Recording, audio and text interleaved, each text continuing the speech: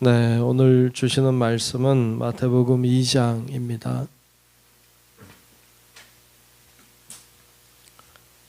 마태복음 2장 1절로 끝절의 말씀을 보겠습니다.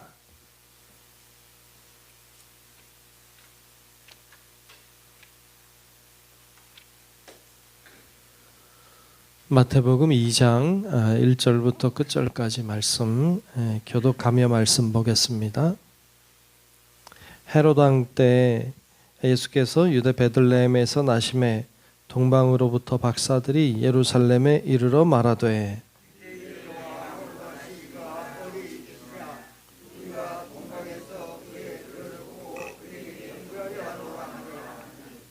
헤롯 왕과 온 예루살렘이 듣고 소동한지라.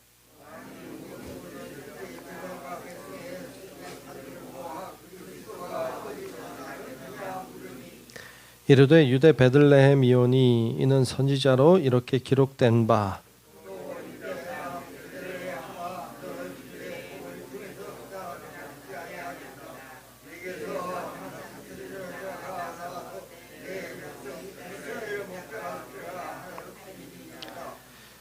이에 헤롯이 가만히 박사들을 불러 별이 나타난 때를 자세히 묻고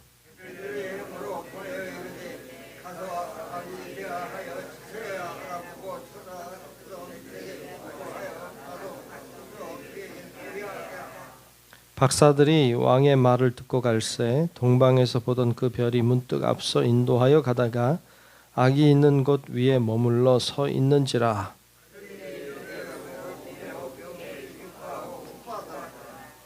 집에 들어가 아기와 그의 어머니 마리아가 함께 있는 것을 보고 엎드려 아기께 경배하고 보배합을 열어 황금과 유향과 모략을 예물로 드리니라.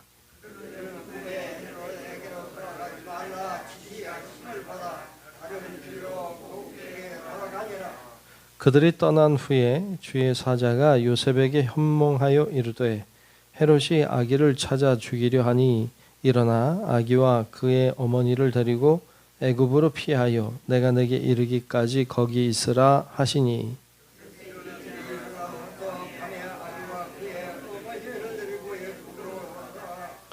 헤롯이 죽기까지 거기 있었으니 이는 주께서 선지자를 통하여 말씀하신 바 애굽으로부터 내 아들을 불렀다 함을 이루려 하심이라.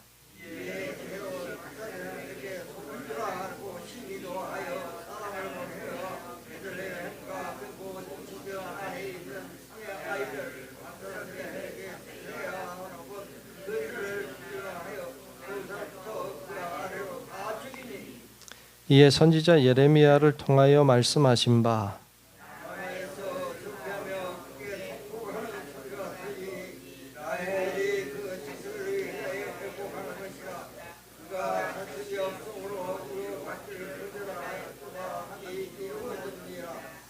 헤롯이 죽은 후에 주의 사자가 애굽에서 요셉에게 현몽하여 이르되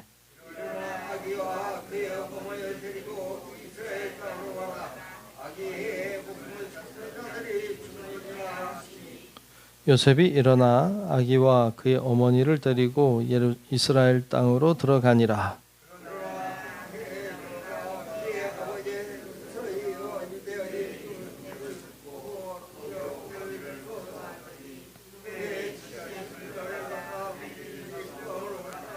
함께 봅니다. 나사렛이란 동네에 가서 사니 이는 선지자로 하신 말씀에 나사렛 사람이라 칭하리라 하심을 이루려 함이로라. 아멘. 오늘도 크신 주의 은혜가 우리 모두와 함께 하시기를 축복합니다. 네, 오늘 2장 말씀을 같이 봤습니다. 때가 좀 이른데 고요 한번 부르니까 좋네요. 자, 오늘 말씀은 예수님이 탄생하시는 장면을 볼 수 있습니다. 오늘의 말씀 1절에 보면 이렇게 하고 있죠. 1절을 다시 한번 보겠습니다. 헤롯 왕 때 예수께서 유대 베들레헴에서 나심에 동방으로부터 박사들이 예루살렘에 이르러 말하되 이랬어요. 이 한 절이 참 중요해요. 여러 가지 다 들어있어요. 헤로드 왕 때 났구나라는 걸 알 수 있고요.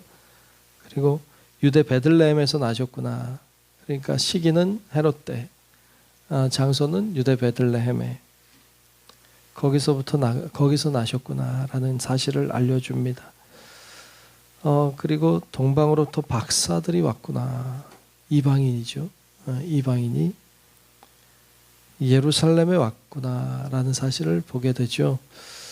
먼저는 이제 그 예수님이 이제 누구신가를 설명하고 있는 책이 마태복음인데, 예수님은 어떤 분이십니까? 예수님은 메시아, 그리스도시죠.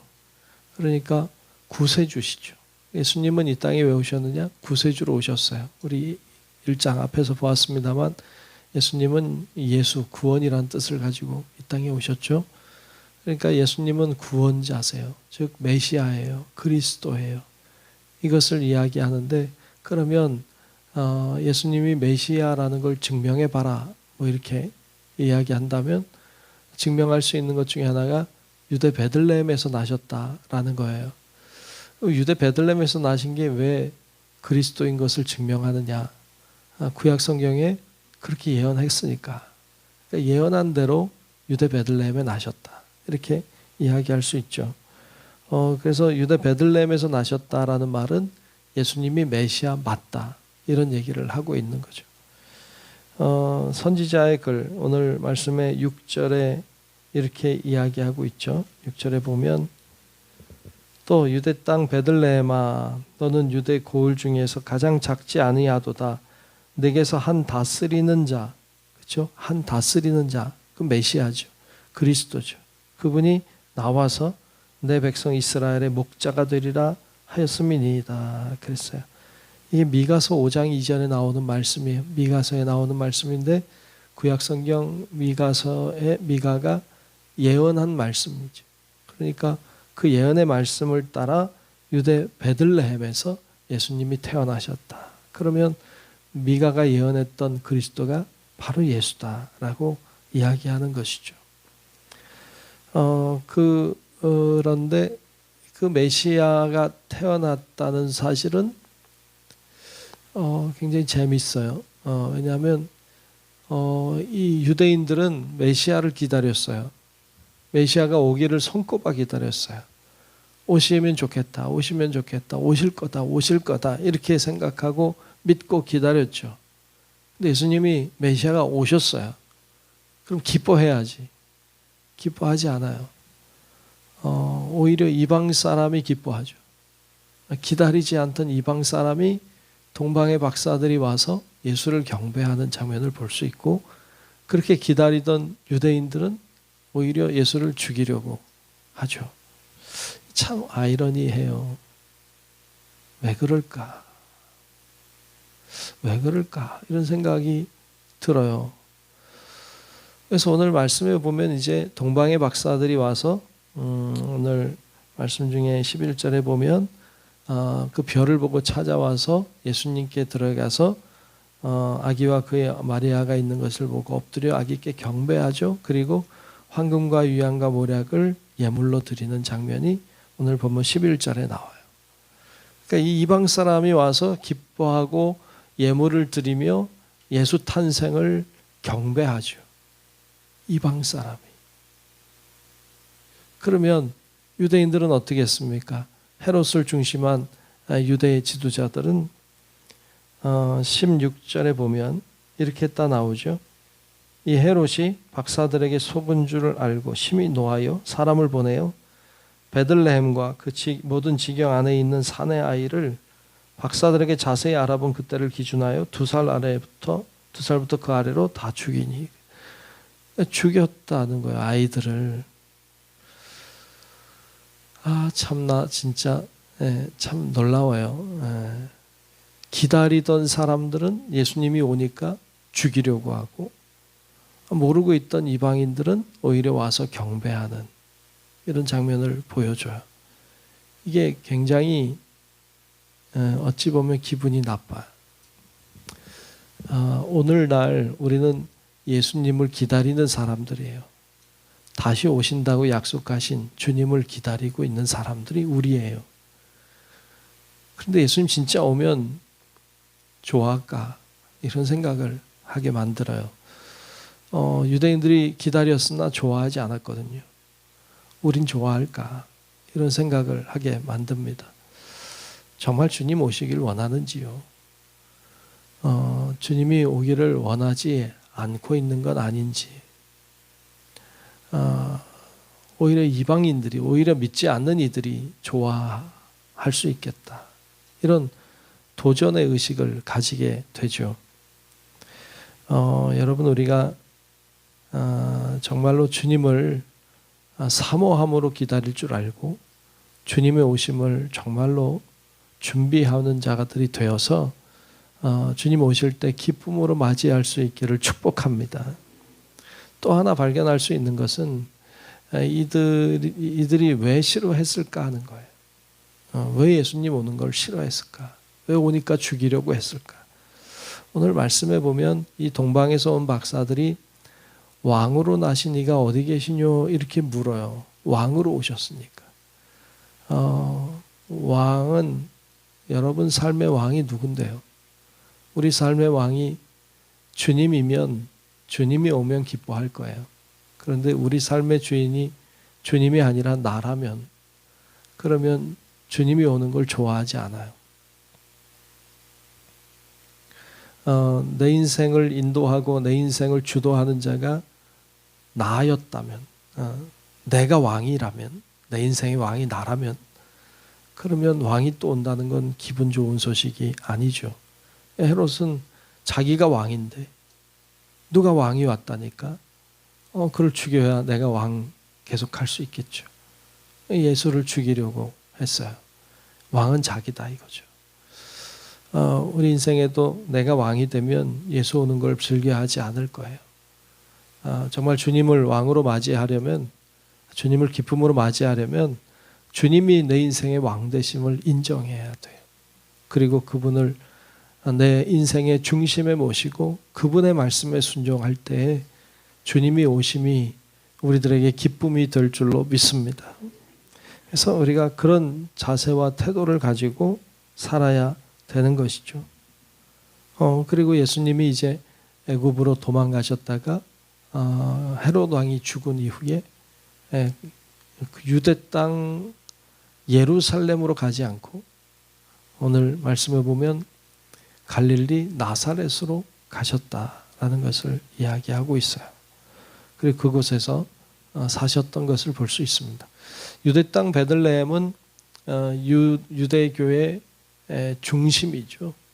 거긴 굉장히 큰 중심이고 어찌 보면 거기서 주님이 생활하시는 게 옳아 보여요. 왜? 왕이니까 예루살렘에 계시는 게. 그러나 예수님은 거기 계시지 않았어요. 유대 땅에 계시지 않고 오히려 갈릴리 나사렛이라고 하는 변방에 사셨죠. 시골 마을에 사신 거죠.